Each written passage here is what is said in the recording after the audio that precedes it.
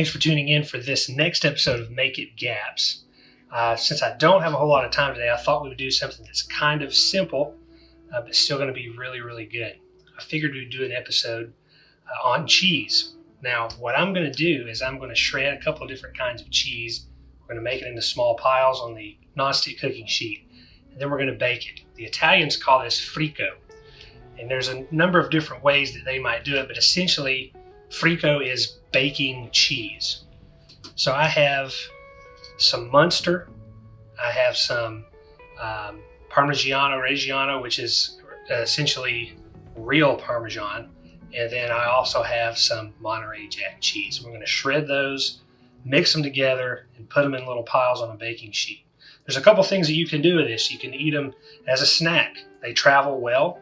If you do just Parmesan and you make the discs really small, you basically have a cheese cracker that's made of nothing but cheese. But when you add in the other hard cheeses that are a little bit softer and more moist than Parmesan, it will be a little bit more flexible.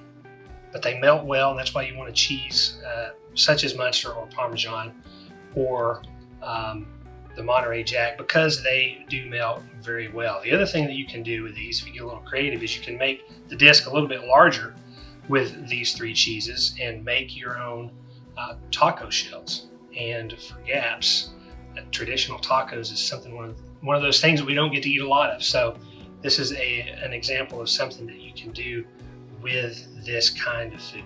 So we'll get started.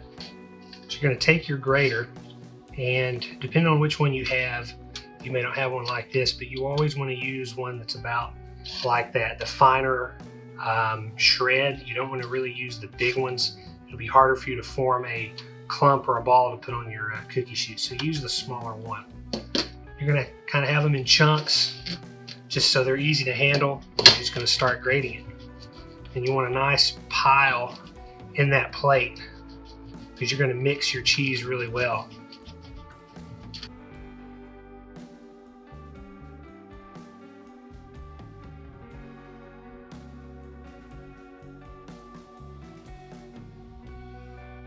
Now there's no set measurement for how much cheese. You just want to make as much as you think that you can eat. At this point, when you get your cheeses shredded, you'll just start mixing it up before we put them on the cookie sheet.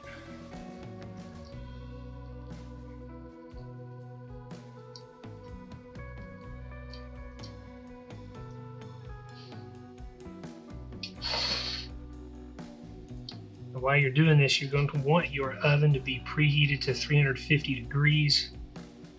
And depending on how big you make these discs, they'll cook for about 10 minutes. You want to have the edges kind of a golden brown, a little bit more a bronze color. And you should be fine.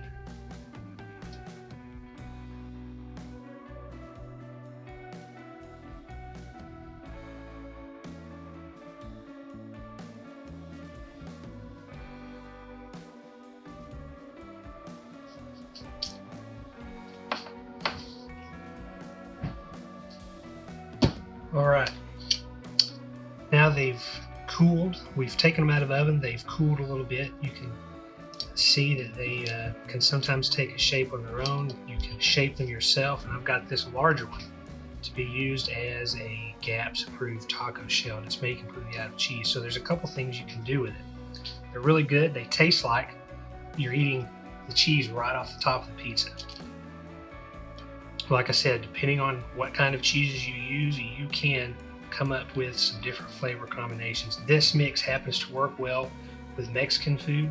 It also works well as a snack, and it also works well for dipping in some warm tomato sauce, whether you've got some marinara or some kind of pizza sauce that you really like. All of it works. And remember, cheese is important for gapsters because it has a couple of different things that is good for us. One, it's high in fat, it's high in protein, and it is a fermented food. If it's a hard cheese, it's cultured, meaning that the lactose and the casein have been broken down and easier to digest. So what I'm going to do now, I'm going to use this shell and I'm going to make me some lunch.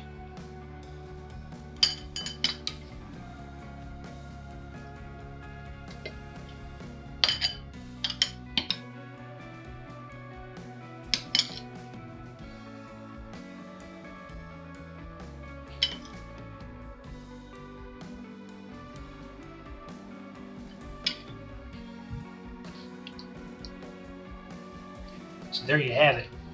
There's a lot you can do with cheese, especially if you're on the GAPS diet. Cheese is important to those of us on the GAPS diet for, remember, several reasons. It's high in fat, it's high in protein, and since it's a cultured food, the lactose and the casein have been broken down, so it's a lot easier for us to digest. So if you like this video and the other videos so far that we have, please don't forget to subscribe and hit the bell icon at the bottom, and leave a comment if you have any suggestions on future episodes. If you want, if there is a type of food or a dish that you want me to try to attempt in the future to make GAPS approved, we'll try to do that. Thanks for watching. Make it GAPS.